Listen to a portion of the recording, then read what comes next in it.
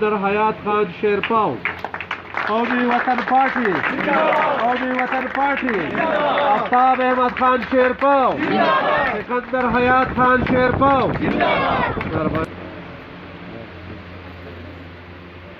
اعوذ باللہ من الشیطان الرجیم بسم اللہ الرحمن الرحیم صدر اجلاس قومی وطن پارٹی ضلع سوات چیئرمین شیر بدرزادہ خان سٹیج والے موجود قومی وطن پارٹی صوبے ڈپٹی جنرل سیکرٹری ڈاکٹر فاروق افضل صاحب سٹیج والے موجود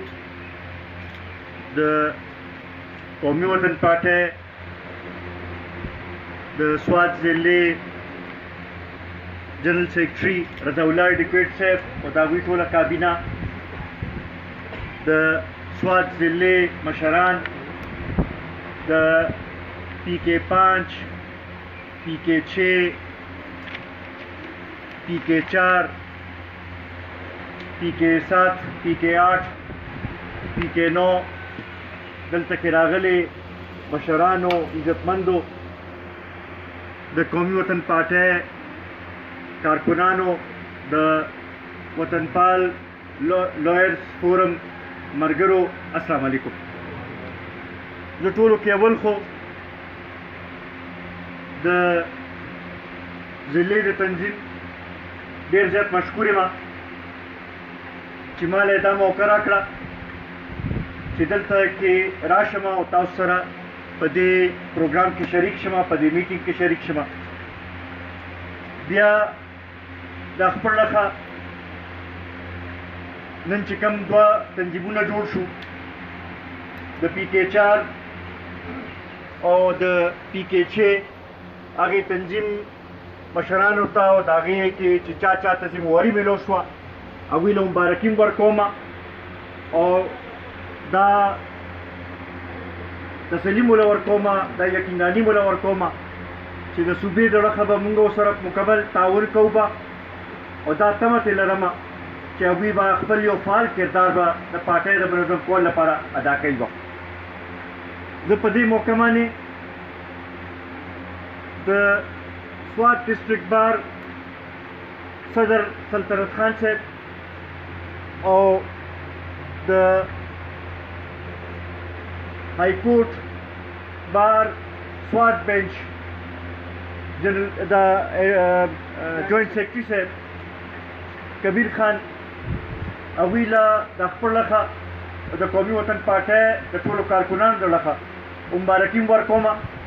ما دوی ته راتلو سره هم دا وویل چې ډېر لږ وخت کې چې کله نه موږ دا دوباره د وطن پال لویر فورم دی ارګنایزیشن شروع کړی دی نو ډېر لږ وخت کې کافی کامیابی ملو شوې سوات ضلع کې خاص کر بیا شاملې کې دغه شانتې په ډي ای خان کې په نور ځایونو کې هم داسې دغه شوي دي زر ته زره به موږ د پیښور کې دا ټول ملګري به راغونډو به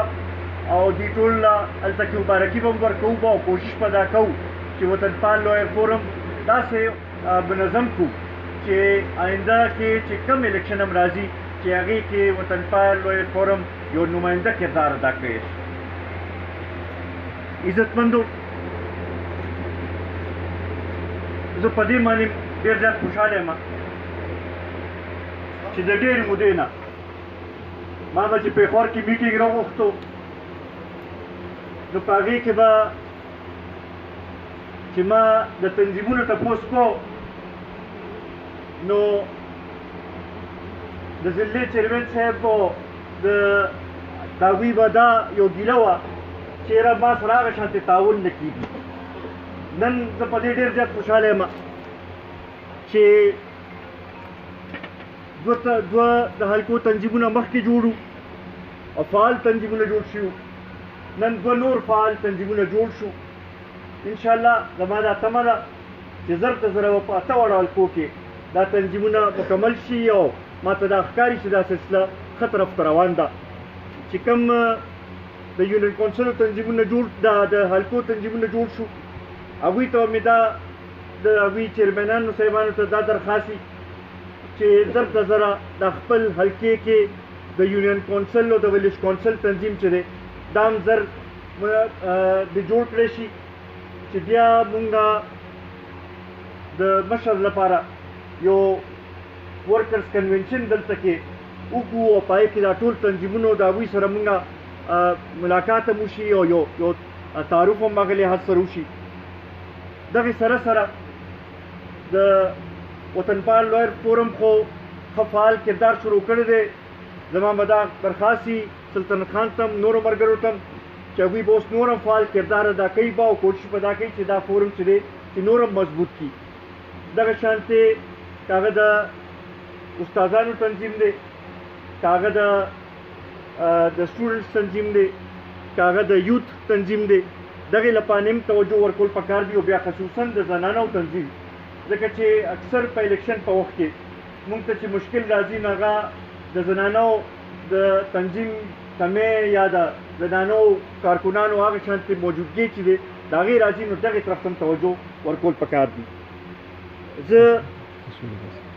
د هغې ټولو ملګرو چا چې د 4 جولای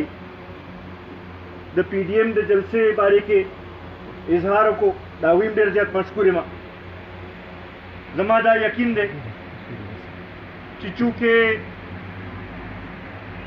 یو لحاظ سره پی ډي ایم چې دی د دې 4 جولای نه به نوې سره خپل هغه تحریک په شروع کوي به او د هغې لپاره په ټول ملک کې انتخاب ته سوات شوی دی نو زما دا یقین دی چې زمونږ ملګري به بھرپور پای کې شرکت کوي به او کله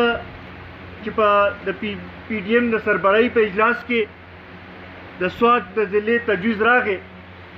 نو ما دلته کې ناست ما ته چې کوم دا مشران ناست دي دا کم کارکنان ناست دي دا کم ملګري چې ما ته مخامخ ناست دي